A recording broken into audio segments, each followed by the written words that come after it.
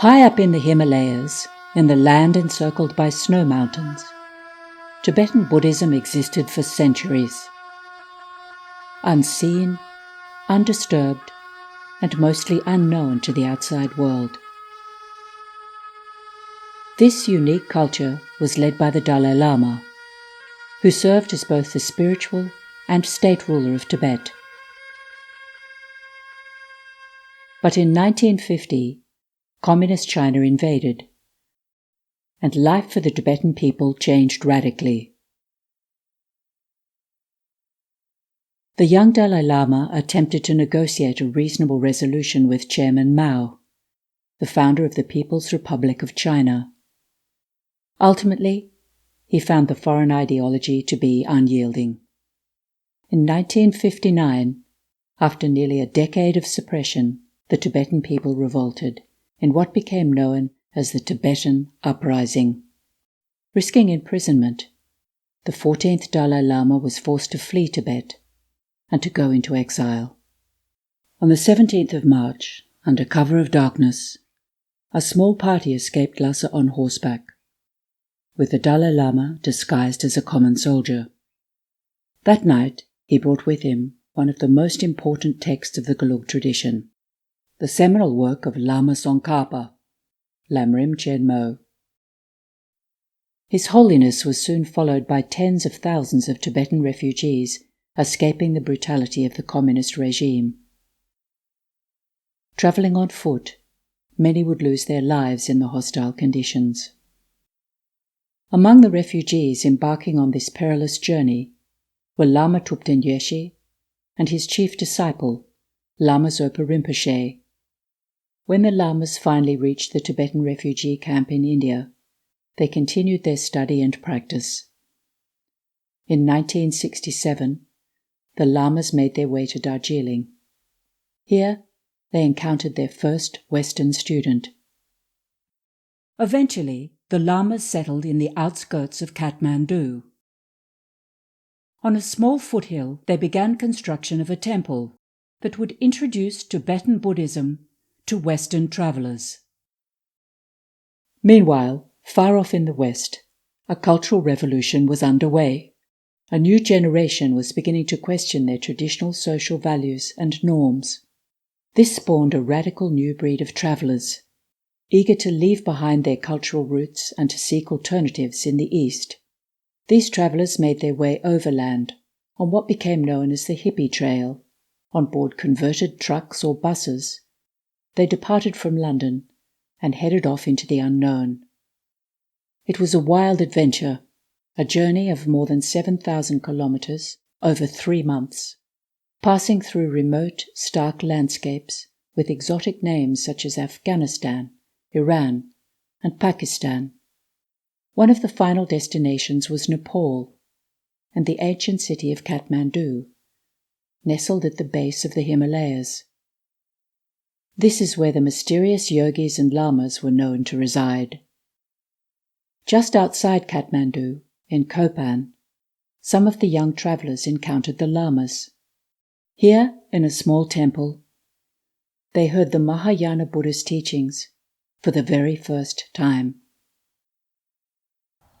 I felt like I'd come home. The minute I stepped into the Tibetan Gompa and started my course and met Lama Yeshe and the monks, there was some familiar kind of trigger for me. I don't know whether it was because I'd been reading a lot of relevant literature or there was some past life connection or whatever, it didn't matter, but I felt very comfortable and very enthused to stay on. It was hard going. The teachings were quite difficult to understand. The conditions were difficult. The Gompa was very small, it was very crowded. I think there were 180 students in a very small space. But there was also a camaraderie amongst the students. Water had to be trucked up on cans on coolies' heads. I don't even know if there was power. It was very, very rustic and rural. And that didn't help the sleeping and the resting, and the food was very basic. But also Zopa was our first introduced teacher in this hall. And he's a very ascetic gentleman, he was. And he taught basically, straight out, that suffering is the nature of things, which didn't go down well. We were all in the prime of youth and enjoying life, and to be told that the bottom line was suffering was hard to take. Talking about sufferings of hells, sufferings of hungry growths in the lower realms, sufferings of the animal. It was excruciating. There was, I think, up to 30% dropout in those early day courses. And about 10 days into it, when the energy was getting dark, Lama Yeshe would come down and give a talk. When things got almost unbearable with Lama Zopa and his asceticism, and Lama Yeshe would start to appear, the kindly, rotund gentleman who said, he is a bit severe, isn't he? He's just like that. And he had the grasp of the Western psychology, even in that early days, that was just mind-blowing. He never talks from the text, he always just talked straight from the heart, spontaneously. And he had all these jokes and laughter, and he'd be breaking out into hysterics, and even if you didn't get the punchline, his laughter was so contagious that you'd be laughing, not knowing why you're laughing. So that would kind of like, okay, maybe we'll stay another day or two, or, and then he'd come down again 10 days later. So eventually you got through the month. As uncomfortable as it may have been, suffering in the lower realms wouldn't be the only spiritual culture shock the students would encounter at Kopan. Some of the fundamental concepts of Tibetan Buddhism, such as reincarnation and karma, would challenge the worldview of many students. So the Kopan courses were designed to basically cover what's called the Lamrim, which is the graduated path to enlightenment, which is based on a famous text by Lama Rinpoche, Lamp for the Path to Enlightenment. Rinpoche often began the courses by explaining the nature of mind, which in Buddhism, the basic definition of mind is that which is clear and knowing or able to perceive objects. But another important aspect of mind is that we actually have a mind stream, so our mind is beginningless and endless. And of course, it's not just a mind for this life, but you have to be concerned about your mind in future lives. So of course, because there is this mind stream that's beginningless and endless, then we have a continuity of mind and rebirth, or reincarnation, as it's popularly known. The concept in Buddhism is that we have had beginningless mind and beginningless rebirth. And of course, the important thing for us is what's happening in the future. Because if we want to end our rebirth, which is possible through spiritual development, then we have to work on this life in terms of determining the circumstances we have in our future lives for spiritual development.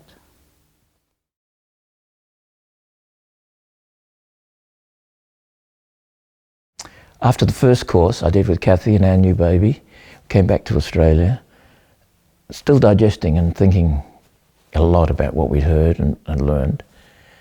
But then the big question mark arose, does this work in Australia? The land of supermarkets and television and everything? Or is this an Eastern thing, a Hindu Buddhist thing? And there was nothing to compare it to in Australia. There was nothing here in terms of Buddhism or spiritual teachings. So to me, it became personally very important to know the answer to that question. Is it truth, or is it just truth over there? So I went back again, left Kathy and the baby, and went back to Nepal for the next course. And while that was going on, I spoke with the Lamas, asked them about that. And the one answer I got, which I thought was fantastic, was the mind is the mind. It doesn't matter where you are, whether it's east, west. The mind is people, and they have mind. So that solved that particular question. So I thought, well, let's give it a go. Let's try it. I travelled across India. We went to Bodh, saw the Dalai Lama, and at the same time I said to Lama Yeshe, would you come to Australia? See the people there. I think they need you. They would like to hear you, and you could perform a service there. And he just said, give me a ticket and I come. Just like that. So I rang Kathy back and I said, they're coming. All we've got to do is send them a ticket and they'll come. And they duly did. He came back to Australia and said, we're going to put on this course. Okay, we had no money, no phone, we had electricity, thank goodness, but we had nowhere to do it. So somehow, in that short period of time from when he came back from his second course in Nepal to the end of August that year, it was all organised. At the end of August 1974, the Lamas touched down at Maroochydore Airport. They had arrived to conduct a 1-month Kopan-style Lamrim course in Diamond Valley. Somehow the word got out, so the course attracted nearly 200 people who came and camped in a lovely valley that we borrowed from the neighbours. I think Tom went and spoke to them about it, and they couldn't have known what they were getting into, but they said yes, miraculously. A lot of little miracles happened when Lama wanted something to happen. The boys had built some little cabins for them up on the hill above the teaching tent. It was kind of like a rock festival without the music, you know. In the early 70s there were those kind of primitive rock festivals, and they were fed by a group of volunteers working in this army tent.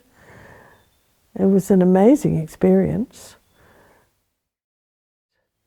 Lama Zopa would teach every day for long hours.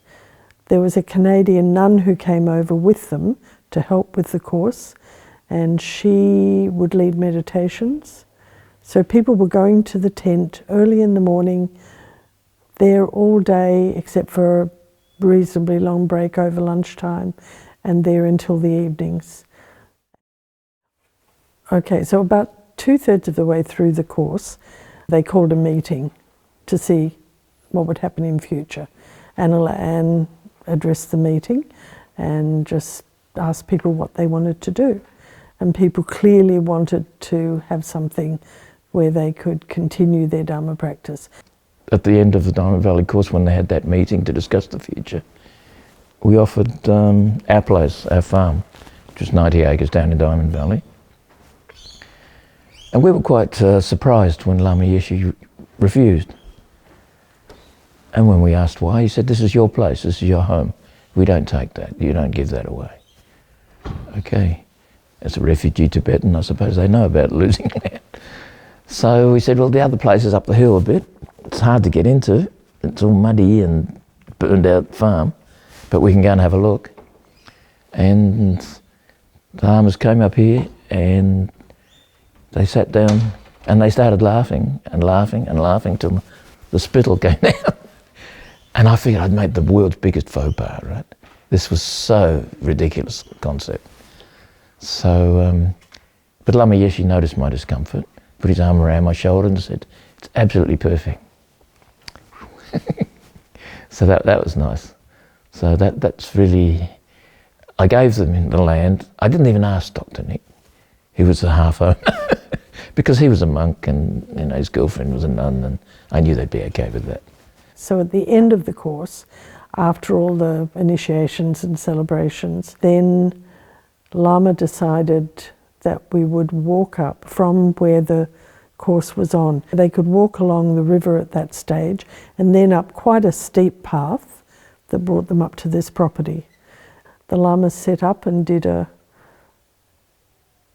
very moving puja, and although we didn't understand it because it was all in Tibetan, Lama had said that we were consecrating this land for the centre and we should all meditate on that and wish for its future and rejoice.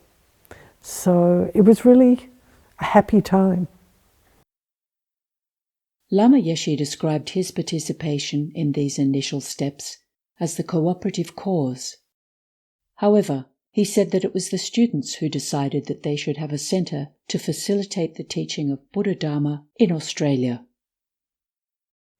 Well, Chenrezig is the deity of compassion. Chenrezig is also the deity that the line of Dalai Lamas are supposedly the emanation of.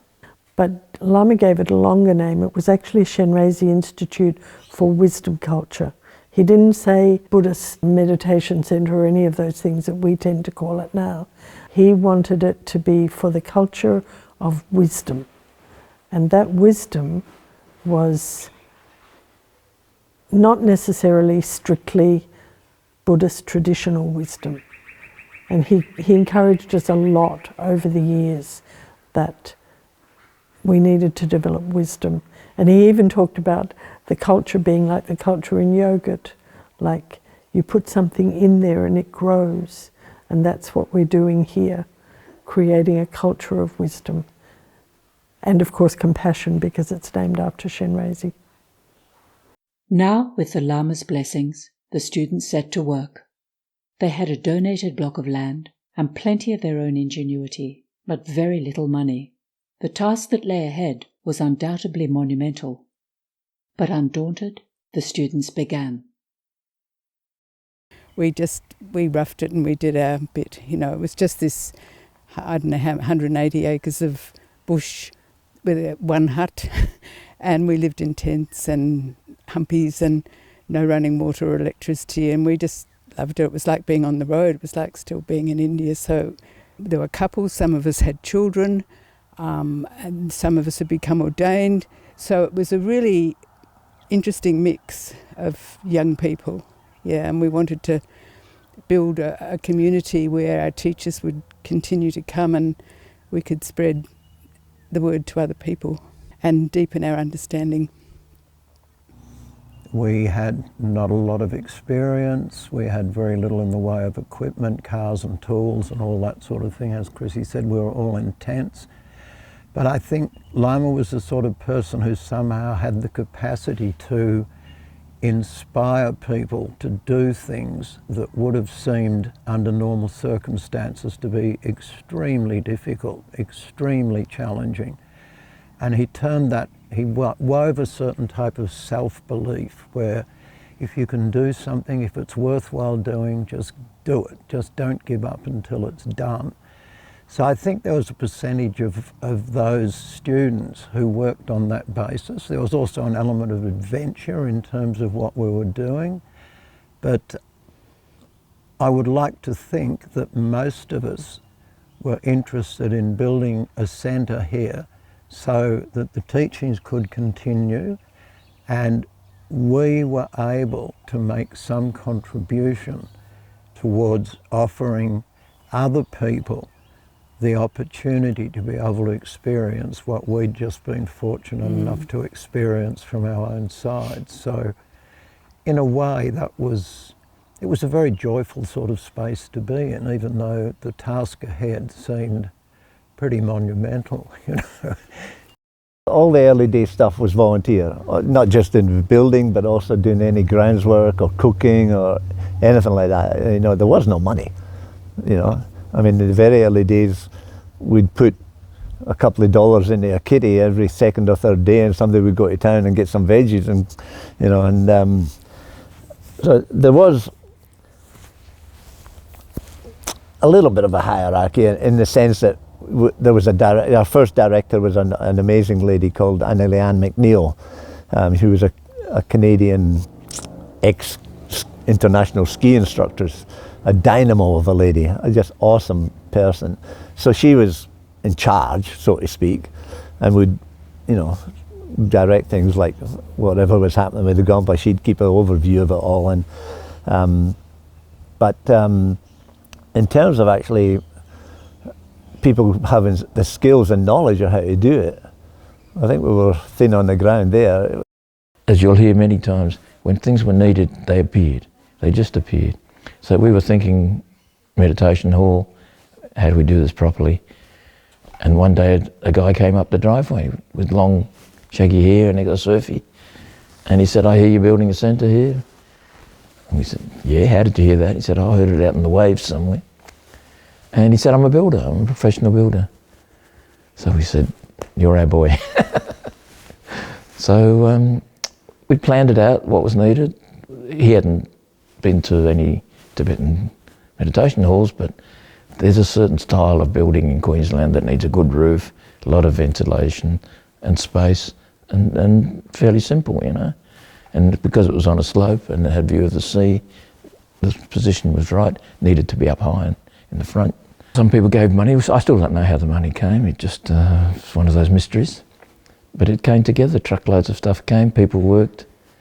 Steve, the builder, was a very aware of quality. He was a professional, so we didn't do too many bush techniques and methods. And it came together.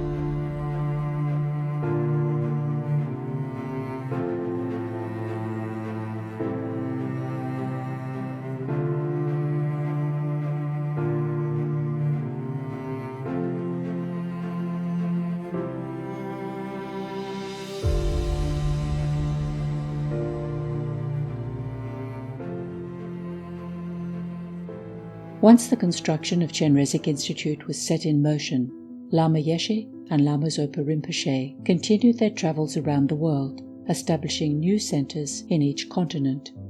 Before long, a network of Mahayana Buddhist centres began to develop. To coordinate them, an organisational structure was needed, and so the foundation for the preservation of the Mahayana tradition was born.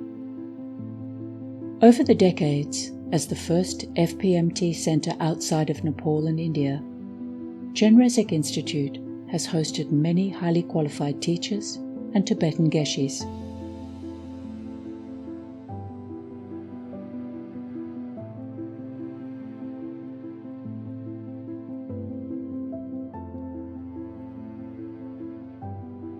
It has been the only Australian centre to offer the FPMT basic program as the major part of the in-depth study course. This program was established in 1997 under Khenso Rinpoche Geshe Tashi Sering.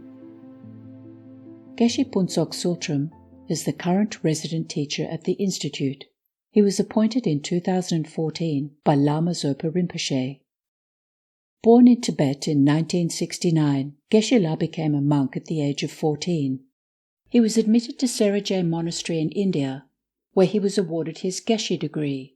He then spent a further 2 years studying Tantra at Gyume Tantric Monastery. In 2019, Geshe La began construction of an important feature of the Institute, the Nalanda Master's Garden. Domran di Shangu Vigunzen Zo, Pegunandengi Jongong, Panalendi, Penduchub Dendang, Jamgalam Zongo Chimbi, Jeding Chedui, Kedu Tedaki, Konda Chansamashi, Domran Dinan the Dendishutuadi, Hajan Gawachong. The Nalanda University, or Nalanda Monastery, was established quite close to where the Buddha actually became enlightened in Bodhgaya. And for thousands of years, they had thousands of monks studying there from all over the world, not just from India. And it was that the basic philosophy and the teachings, so of course Lama Atisha also attended Nalanda University, that was brought to Tibet as the basis of Tibetan Buddhism. Lama Tsongkhapa, who is the founder of our tradition, the Golok tradition, was born in the 14th century and passed away in the early 15th century, so more than 600 years ago. So he was basically a genius. He was born in Amdo, an area near where His Holiness was born. When he was 16 years old, a teenager, he made an epic journey to central Tibet because he wanted to study with the most renowned Tibetan Buddhist masters of those days. So he studied with many teachers from all the traditions of that time. And then he synthesized, if you like, a new approach based on, of course, the traditional teachings with emphasis on the Kadampa teachings, which was not exactly founded by Lama Rinpoche, but the students of Lama Rinpoche established that tradition. So in some ways he was renewing that Kadampa tradition. And he was a very prolific teacher and also author, but also a meditation practitioner. He was a great yogi also.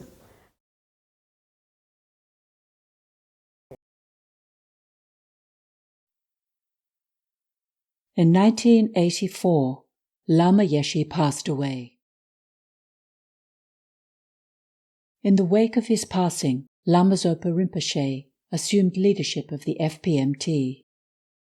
Lama Yeshe's ashes were spread at 3 different FPMT centres, including Chenrezig Institute. After his cremation, there were signs in the clouds indicating where his reincarnation might be found. A year later, in 1985, Osel Ita Torres was born. His Holiness the Dalai Lama recognized him as the reincarnation of Lama Yeshe, and he was later enthroned. As a boy, Osel came to visit Chenrezig Institute for the first time with Lama Zopa Rinpoche in 1987 and then again in 1990. On the 13th of April 2023, Lama Zopa Rinpoche unexpectedly passed away. Then, on the 6th of December, 33 years after his first visit, Osel made an impromptu return to Chenrezig Institute.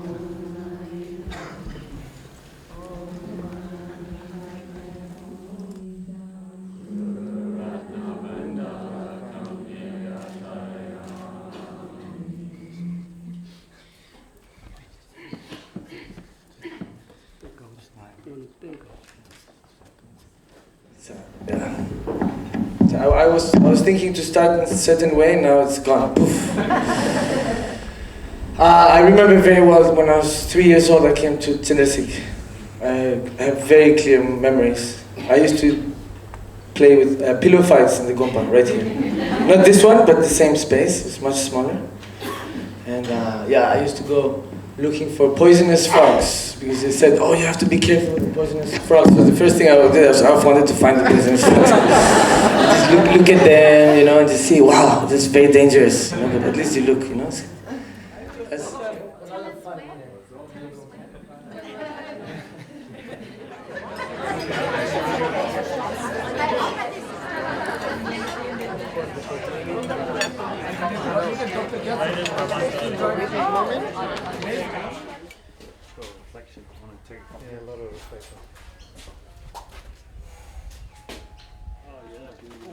So we already have something in common. Thank you. Good morning. Oh, hello. Lovely to see you. Welcome. Thank you so much. How are you doing? Good morning. Group hug. Oh. Better to see you. Oh, welcome. Thank you so much. Thank you for coming. Wow, this is really amazing. For Osel to come back for the first time in many years, it was kind of very timely in a way, because we were still maybe grieving Rinpoche's passing, and it was very energizing because I realised that you can't say, oh, this is Lama, this is a new person who's maybe a continuum of Lama's consciousness, but here he is, he's a millennial, he's back to teach the next lot of young people. And that's the feeling I got from it, which was really like, my time has happened, I've got a lot to digest over what I've learned over the last 50 years. He's back. He's going to do it his way for the youth of today. And I had a really strong feeling about that. And it felt great. Yeah. I have a sort of very comfortable feeling about OSEL coming here at this time to hopefully play some sort of role in bringing a new structure, a new direction into the centre, which will help us move forward in a more viable way in a ever-changing and more complicated world. I don't think anybody that thinks clearly and looks around them can see anything other but looming problems all around the world. There's some huge changes need to take place, and nobody seems to be entirely sure what the best way to go about that is. The Dharma is the solution, but how do you make that change in people's minds? So there's a lot of optimism there from my side that OSEL and other young monks and lamas and Rinpoches who are becoming more westernised over the last 20 or 30 years will play a significant role in that. So in 1974, Lama Yeshe was, the main theme of his discourse then was when you're involved with Tibetan Buddhism or any Buddhism, especially Mahayana Buddhism, that is fundamentally for the sake of all sentient beings, you have to think big. You know, you have to think outside of your own normal parameters. One of the other themes that Lama Yeshe had told us, and shortly before he died, was thank you for all the pioneer work, you know, but it's not good enough. Anybody from any walk of life should come here and not experience culture shock from, you know, cold showers or toilets that are holes in the ground, you know. So please, thank you for all the pioneer work, but lift the game. So I think for me personally, we have managed that on a level because, you know, you watch the car park nowadays, it's no longer holding panel vans and combi vans and beat up Falcons. And you look in the cafe any weekend and the spectrum of society that's here and the ages and, you know, backgrounds is much broader. So I think on one level we've been very successful like that, but in terms of big thinking and big projects, Geshe-la's really the only one that's come up with that.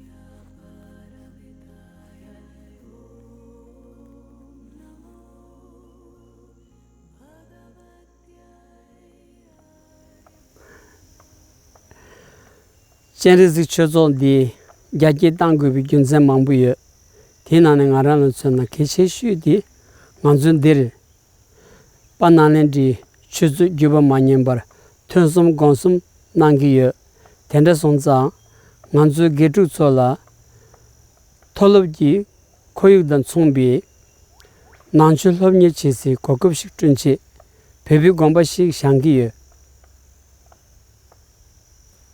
Apparently he'd been holding this idea to build a new Gompa in traditional Tibetan architectural style as an offering to Lama Zopa Rinpoche.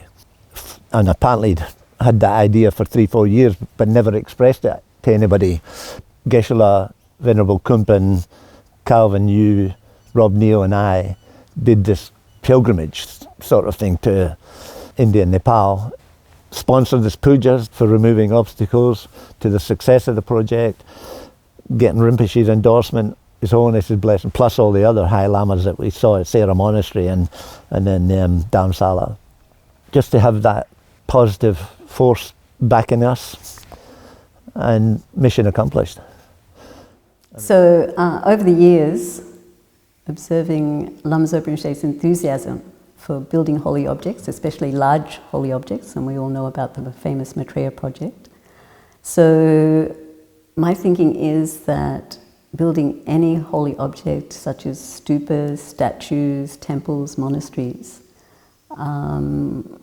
we should be motivated by the benefit for others, and this is seen as a degenerate age, an age in which it'll be more and more difficult to meet and study Buddhist teachings.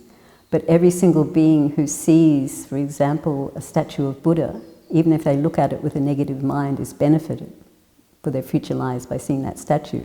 And I think for Rinpoche, something like the 500-foot Maitreya project or a large temple at Chenrezig, then having thousands of people come, even out of like a tourist curiosity, would still be of immense benefit to those beings.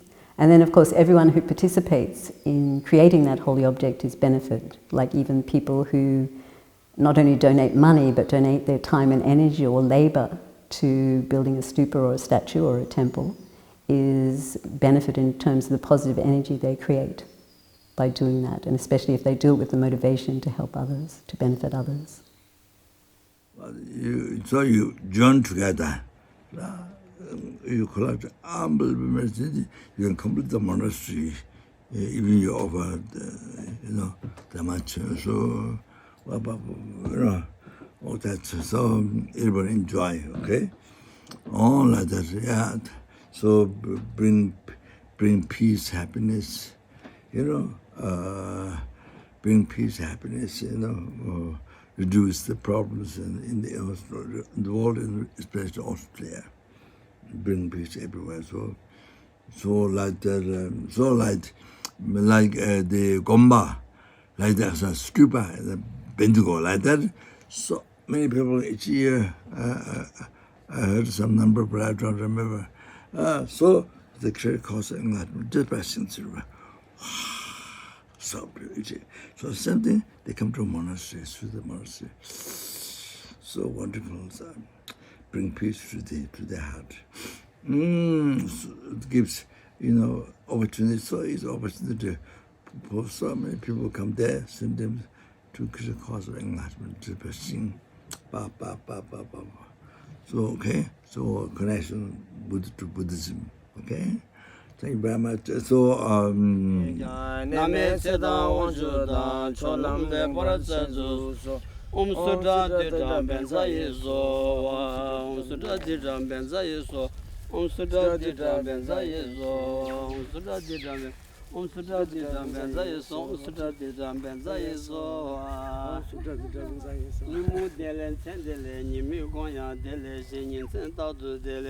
Kuncho sumji tashi sho laba sumde ngur mingzum bayin dubin chokji nende yonggang tadu shiru chawe sende waran tudin chokchur gibi tashi sho. Thank you. Yeah. So here we are in the land for the future Gompa of Chenrezig. And as we can see, it's amazing forests and nature. The land is beautiful, very, very good energy.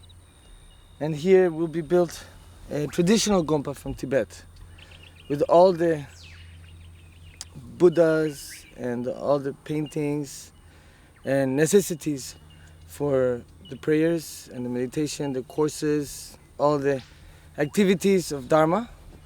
And also many trees will be planted. And there will probably be permaculture happening, and also for the people to be able to recover the knowledge of our ancestors, not only spiritually but as well as physically, how to live and how to eat, because we do need a healthy body in order to be good practitioners in the Dharma and in the spiritual aspect as well. So I think this place will be of huge benefit for many, many, many, many sentient beings for many, many hundreds of years and thousands probably. So I'm very, very happy to be here today with Geshe-la, and I just wanted to say a few words and thank everybody whose idea is and everybody who's involved in the future of this amazing project for humanity. Thank you.